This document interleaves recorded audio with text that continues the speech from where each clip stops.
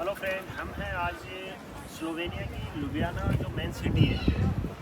यहाँ पे सेंटर में हम वीडियो बना रहे हैं जो ड्रैगन ब्रिज है बाजू में। और आज का जो टॉपिक रहेगा ये मेरे दोनों सब्सक्राइबर हैं, तो इन्होंने पूछना है कि यहाँ पे क्या क्या प्रोसेस है, क्या सिस्टम है, उसके बारे में आपको जानकारी मिलेगी इस वीडियो में। तो पाजी आप स्टार्ट कीजिए। जी, मैं आपसे काफ़ी टाइम से था मेरे मन में कि मैं आपसे पूछूं। बिल्कुल। तो जैसे कि हमें इंडिया से यहाँ पे आए थे तो हमें 1 साल की वीज़ा चाहिए। ओके तो अब हमें 1 साल पूरे होने वाला है। ओके। तो हम कंपनी बोलती है कि भी एक्सटेंड करेंगे कि नहीं करेंगे वो नहीं पता। तो क्या प्रोसेस है कि हम अपना कंपनी के अलावा जैसे हम अपना दूसरे प्रोसेस स्टार्ट कर सकें? बिल्कुल। देखो, सबसे पहले मेन इम्पोर्टेंट है चीज़ कि आप यहाँ पे काम कर रहे हो तो आपका जो सीनियर है उसके साथ में आपका लिंक अच्छा होना चाहिए। लिंक का मतलब हो गया कि आप उसको लेजीनेस नहीं दिखा रहे हो, समझ रहे हो। लेजीनेस का मतलब हो गया कि वो लोग यहाँ पे मेन इम्पोर्टेंट है वो हार्ड वर्क। ये लोग हार्ड वर्क को लाइक करते हैं, ठीक है। डिपेंड नहीं है कि आप कितना घंटा काम कर रहे हो, वो नहीं है। आप उसको दिखाओ कि मैं एक्चुअली में काम कर रहा हूँ, ठीक है। उसके बाद में अगर सपोज आपका 1 साल का DRC कार्ड है, जैसे आप 2024 में आए हो, 2025 में ख़त्म हो रही सपोज करो, तो आपको 9 महीने ख़त्म होते ही आपको अपने एम्प्लॉयर को बोलना है कि can you renew my TRC card, क्योंकि ये आपका है, इससे कंपनी का कोई वास्ता नहीं है। ये पर्सनल प्रॉपर्टी है आपकी TRC, ठीक है। तो उसके बिहेव पे आप क्या करोगे कि आपका एम्प्लॉयर बोलेगा ठीक है आप 1 महीना दीजिए, 2 महीना दीजिए, 3 महीना दीजिए, ऐसा बोलते हैं लोग, ठीक है। तो अगर वो नहीं करवा रहा है तो आप यहाँ पे जो ये बोलते हैं वकील, ठीक है, एडवोकेट हायर कर सकते हो। उसकी रेट है 10 यूरो पर मंथ, ठीक है। और एक्चुअली कोई भी बंदा आता है तो उसको ये चीज़ करनी चाहिए, ठीक है, क्योंकि वो आपको XYZ जो भी आपकी प्रॉब्लम्स रहेंगी वो आपकी सोल्व आउट करेगा। तो उसमें फर्स्ट ईयर की जो TRC कार्ड है उसको रिन्यू करवाने में क्या चीज़ लगती है। फर्स्ट आपका होना चाहिए 9 महीने जैसे ख़त्म हो गए, ठीक है, तो आपकी 6 महीने पुरानी पे स्लिप, जैसे आपका NLB में अकाउंट है सपोज करो, ठीक है, तो 6 महीने का वो स्टेटमेंट होना चाहिए करंट 6 मंथ आपका pay slip with step in NLB bank, okay. उसके बाद में आपका ओल्ड जैसे कॉन्ट्रैक्ट पेपर है या नया करवा देते हैं, क्योंकि ये 6 महीने में भी करवाते हैं, 1 साल का भी करवाते हैं। तो सपोज आपके पास 6 महीने का है, सेकेंड रिन्यू हो गया, 6 महीने का और पड़ा है। उस कॉन्ट्रैक्ट पेपर को अगर आपको सपोज कंपनी नहीं करवा के दे रही है आपकी TRC कार्ड, तो आप अपने लॉयर को वो चीज़ सेंड कर सकते हो, ठीक है। लॉयर से भी करवा सकते हो अगर आपकी कंपनी नहीं करके दे रही है तो उससे को कॉन्ट्रैक्ट का कोई मैटर? कोई इश्यू नहीं है। आप अगर लॉयर हायर करते हो तो वो आपका पूरा काम करेगा। और TRC कार्ड हो गई आपकी पर्सनल प्रॉपर्टी, वो उससे कंपनी को कोई भी बेनिफिट नहीं है, ठीक है। वो आपकी चीज़ है, वो आईडी आपकी है। तो आप सबसे पहले क्या करो, यहाँ जैसे ही आते हो लॉयर हायर करो, ठीक है। लॉयर आपको हर चीज़ प्रोवाइड करवाएगा। पर मंथ 10 यूरो लेता है। 6 महीने की सैलरी स्लिप आपकी कंपनी की भी होनी चाहिए, सैलरी स्लिप 6 महीने की कि आप इस कंपनी में काम कर रहे हो। क्योंकि एक होता है इसमें इन्फॉर्मेटिव लिस्ट, वो कंपनी के नाम से होता है इन्फॉर्मेटिव लिस्ट, ओके। क्योंकि काफ़ी लोगों को ये चीज़ मालूम नहीं है कि इन्फॉर्मेटिव लिस्ट क्या होती है। इन्फॉर्मेटिव लिस्ट होती है कि आप किस कंपनी के साथ काम कर रहे हो, ठीक है। तो वो यहाँ बोला जाता है उपराणा नोटा और इंडिया में बोला जाता है एम्बेसी, ठीक है। वो एम्बेसी आपको अथोराइज करती है 1 साल का इन्फॉर्मेटिव लिस्ट, ठीक है। तो आपको उस टाइम में वो इन्फॉर्मेटिव लिस्ट साथ में अटैच करनी है जब आप नया वीज़ा अप्लाई कर रहे हो अपने लॉयर को, ठीक है। और 6 महीने की पे स्लिप प्लस आपका कंपनी का कॉन्ट्रैक्ट फोटो और 89 यूरो उसमें पे करने होते हैं, ठीक है। वो आपका लॉयर पूरा डॉक्यूमेंट कंप्लीट करके देगा आपको। तो ये प्रोसेस है। बाकी आपको ज़्यादा घबराने की ज़रूरत नहीं है कि भाई हमको अगर TRC नहीं रिन्यूअल हुई तो हम क्या करेंगे। सबसे प्लस पॉइंट है आप यहाँ पे एडवोकेट हायर करो बस। बाकी के अलावा यहाँ वो ट्रेनिंग का सर्टिफिकेट विथ इंडिया में एक निकलती है आरटीओ ऑफिस से सारथी, उसका नाम होता है सारथी, ओके। ठीक है। वो 100 रुपीज़ दे के हम निकलवा सकते हैं। उस सारथी के ऊपर आपको स्टैंप लगवानी है, किसकी? आरटीओ ऑफिस की। तो वो होता है जिला परिवहन अधिकारी, ठीक है। वो आपको ओरिजिनल होनी चाहिए, साथ में सारथी ओरिजिनल होनी चाहिए, उस पर स्टैंप हो गया, ठीक है।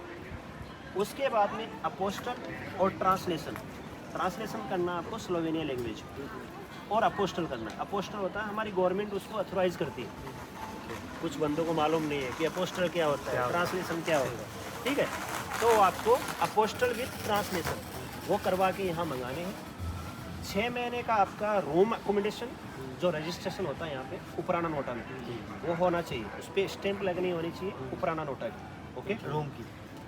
रूम का जो हमारा रजिस्ट्रेशन होता है लेटर, उस पर उपराना नोटा की स्टैंप लगी हुई होती है। आप ये ओरिजिनल चीज़ कहाँ जाओ? उपराना नोटा में, वहाँ पे जैसे हमारा आरटीओ ऑफिस होता है वैसे ही इनका आरटीओ ऑफिस रहता है, उसको उपराना नोटा लोग बोलते हैं लोग। वो आपको क्या करेंगे, इंडिया वाला लाइसेंस रखेंगे और स्लोवेनिया वाला लाइसेंस दे देंगे, और उसी लाइसेंस आप इंडिया में यूज कर सकते हो, क्योंकि उसके नीचे लिखा रहेगा इंटरनेशनल पीबी। सपोज आप पंजाब से हो तो उसके पीबी आपका जो भी आगे नंबर रहेगा लाइसेंस वो रहेगा।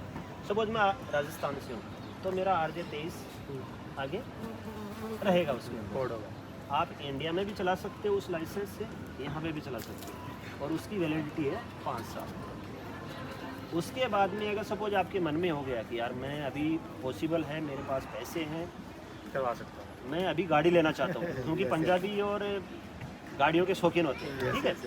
तो अभी नहीं मैं गाड़ी लेना चाहता हूँ, मैंने इसीलिए आपसे पूछा कि क्या प्रोसेस है ना, वही क्योंकि मैंने इसलिए नहीं ली, मेरे को नॉलेज ही नहीं है। बिल्कुल आप मिले मुझे 1-2 दिन पहले मिले। वो चीज़ ये है, आपका जो रूम अकोमोडेशन का जो लेटर रहता है, ठीक है, आप किसी भी बंदे से यहाँ पे कार बाजार भी बोलते हैं, जैसे इंडिया में भी ऐसे हैं कार बाजार, ऑनलाइन मिल हाँ जाती है। ऑनलाइन पे आप चूज करो, ठीक है, कि मेरे को ये अच्छी लगी। और अगर मीडियम साइज़ की जो बातें बोलूँ मैं आपको कि भाई अपने को 1800 तक ऐसे मिल जाती बढ़िया है, कंडीशन में easily, गाड़ी मिल हाँ, जाती है, yes, इजीली, easily ठीक है। मिल जाती तो आप 1800 की गाड़ी खरीदो, प्लस आपका जो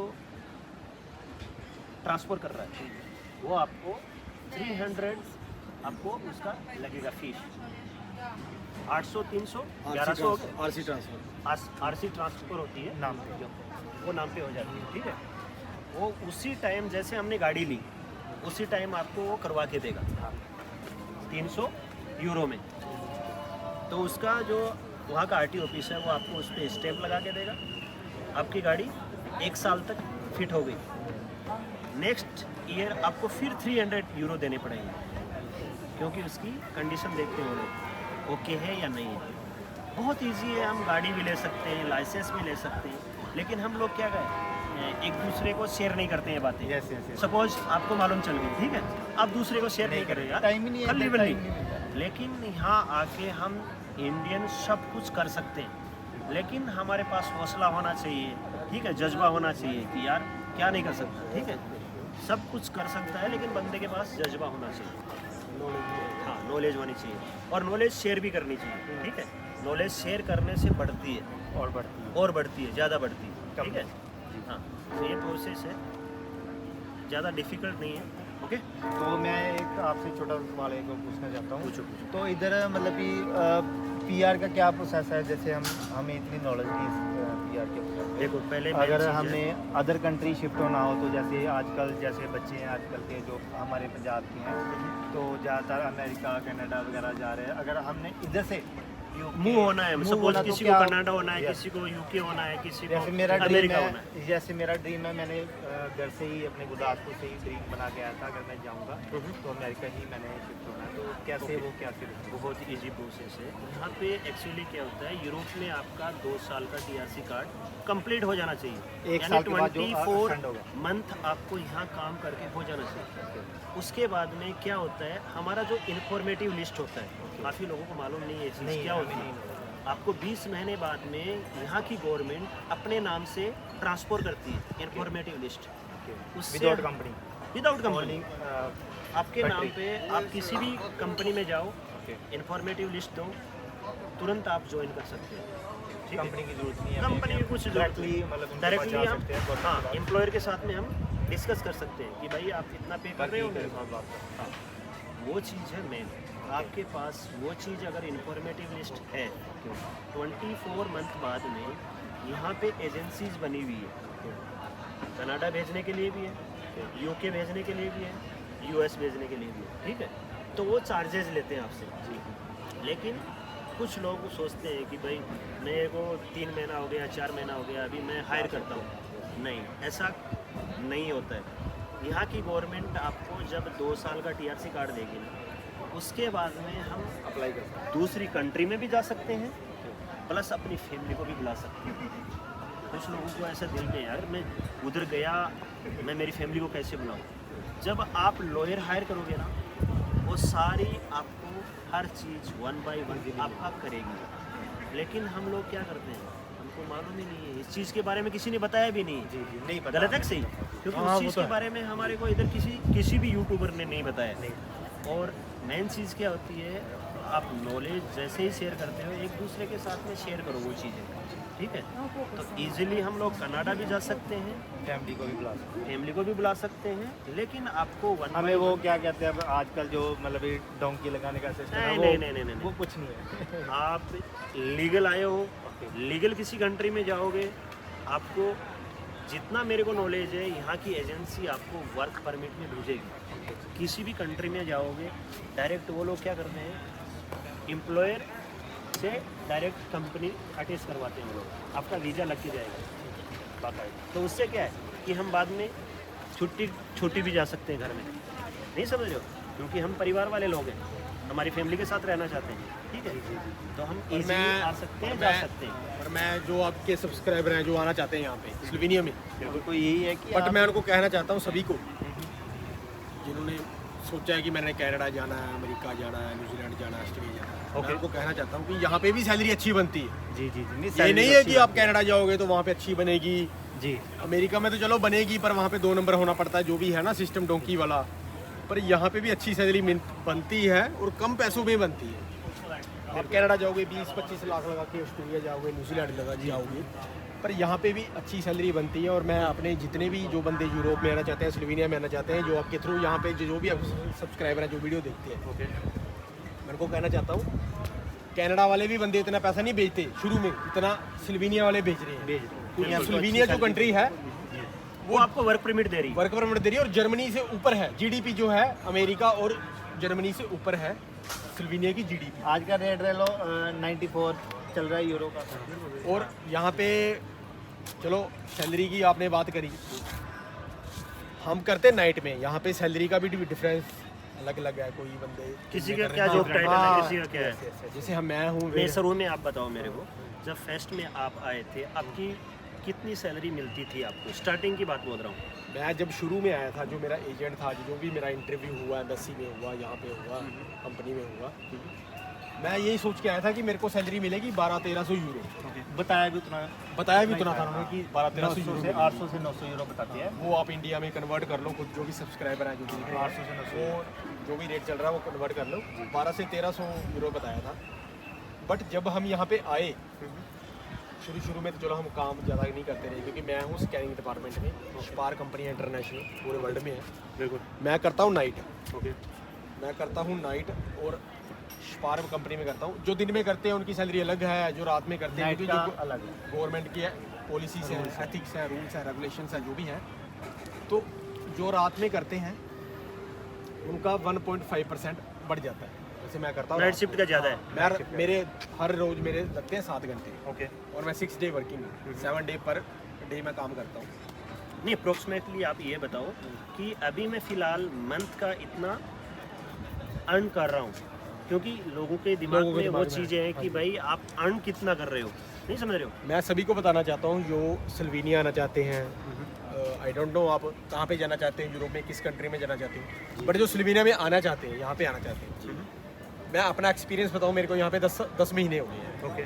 मैं यहाँ पे मेरा जो आफ्टर टैक्स डिडक्शंस है, पूरा जो मेरा करने के बाद। यहाँ जो मेरी इंश्योरेंस है, जो भी Health टैक्स वगैरह, insurance हो हेल्थ गया। इंश्योरेंस होगी और भी है 1-2 चीज़ें, उसके बाद जो मेरा बचता है जो मेरे को पैसे जो मेरे इन हैंड जो मेरे अकाउंट में आते हैं वो 1700 से 1800 यूरो आते हैं। वैसे जो मेरी सैलरी कट कटा के 1700 प्लस आ गया। 1700 1800 मेरी सैलरी आ प्लस जाती है। अगर आप सपोज करो 300 यूरो 200 यूरो खाने का पकड़ लो, रूम और सब, तो आप लाख सवा लाख रुपए आराम से घर में डाल सकते हो। लाख रुपए आराम से डाल सकते हो। मैं जो भी सैलरी लेना चाहता हूँ मैं उनको बताना चाहता हूँ कि आप 1.5 लाख घर पे हर महीने डाल सकते हो। मेरी जैसी सैलरी है 2200 से 2300 यूरो टैक्स दे के, क्योंकि यहाँ पे आई थिंक जो भी वीडियो देख रहा है यहाँ पे यूरोप में टैक्स रेट बहुत हाई है, 30%, 30 to 35% है। 30 के हाँ, आसपास। 60 कुछ 60 प्लस है, जो 600 प्लस है जो टैक्स हमारा डिडक्ट होता है। तो आप आराम से यहाँ पे 1700 1800 यूरो कमा सकते हैं। बट डिफरेंशिएट है, जो दिन में काम कर रहा है उसका अलग है, जो रात में, मैं रात में करता हूँ तो हमारी सैलरी कुछ अलग है। जैसे प्लस मैं बार में बेकरी में करता हूँ। इधर ये भी फैसिलिटी है कि जब इधर लोकल कोई छुट्टी होती है, कोई फेस्टिवल पे छुट्टी होती है, उसके डबल पैसे मिलते हैं ये फेस्टिवल है। और मैं संडे को वर्किंग हूँ, संडे के भी पैसे डबल मिलते हैं। डबल मिलते हैं। तो मेरे को इन हैंड मेरे को इंडिया का आप खुद लगा लेना, जो भी हमारे व्यूअर्स देख रहे हैं जो भी हैं, तो 1700 से 1800 हमारी सैलरी बन जाती है इन हैंड कट कटा के, इंश्योरेंस टैक्स डिडक्शन सब कुछ मिला के, क्योंकि यहाँ पे टैक्स बहुत है। क्योंकि मेरी सैलरी 2200 से 2300 यूरो है, बट टैक्स काट के यहाँ पे 1700 से 1800 आप बना सकते हो अगर आप रात को जॉब कर रहे हो। बिल्कुल।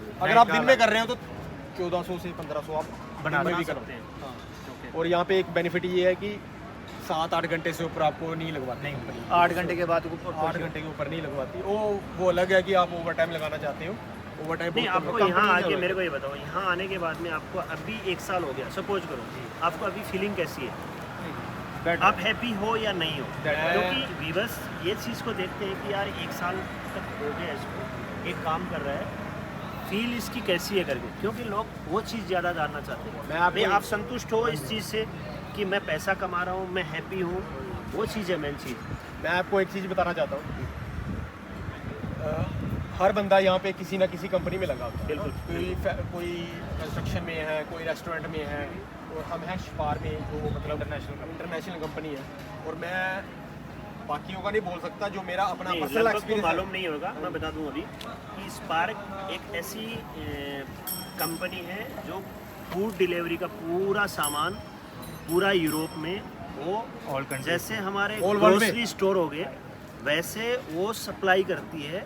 तो उसका मेन हेड हो गया कि वेयर हाउस हो गया, जैसा बड़ा गोदाम हो गया वैसा वो कंपनी है, और वो उधर से पूरी सिटी में सप्लाई करती है। यानी खाने का पीने का जो भी सामान है, वो बहुत बड़ी कंपनी है। अगर आप स्पार्क में आ रहे हो तो किसी के दिमाग में अगर ये चीज़ चल रही है कि ये स्पार्क क्या है करके, ये बहुत बड़ी कंपनी है यूरोप की। आप मैसेज कर सकते हो उनको, वीडियो के लास्ट में मैसेज कर सकते हैं, आप जो भी पूछना है आप पूछना चाहते हो। और मेन चीज़ है आपका कोई भी एजेंट रहेगा, अगर आप ऑनलाइन अप्लाई करके आ रहे हो तो वेरी बेस्ट कंपनी है। लेकिन अगर आप यहाँ पे आ रहे हो ज़्यादा पैसा दे के मत आओ। जरूरत नहीं है, एजेंट्स बहुत एजेंट लूटते हैं, किसी से 8 लाख मांगते हैं, किसी से 10 मैं लाख मांगते 10 हैं। लाख लगा के आया हाँ, एक साल में। लेकिन प्रोस्पेक्टली अगर आप पंजाब हरियाणा उधर से आ रहे हो, 4-5 लाख से हाँ, ऊपर 3-4 लाख लास्ट हो गया, 3 से 4 लाख लगता है, इतना लगता है। क्योंकि आप ये पैसा जब कमाओगे इधर करोगे, 1 साल आपको स्ट्रगल करनी पड़ेगी यहाँ पे। कोई सोच रहा है कि मैं वहाँ जाते ही मैं इतना पैसा कमा लूँ को लाख रुपए घर भेज दूँ, ये गलत बात है। आप लाख रुपए जाते ही नहीं बचा पाओगे। आप जैसे मेहनत कर रहे हो, ठीक है, तो धीरे धीरे साल एक आपको होएगा, तो उसके बाद में लाख सवा लाख रुपए आप आराम से अपने घर भेज सकते हो। और जैसे जैसे आप टाइम देते रहोगे तो आपका सैलरी ग्रो होता जाएगा, ठीक है। अगर आपके दिमाग में कोई भी सवाल क्वेश्चन अगर चल रहा है तो आप लिंक डिस्क्रिप्शन में पूछ सकते हो, उसका मैं आपको जवाब मिलेगा। Okay friends, bye, take care. Okay ji बाजी, थैंक यू।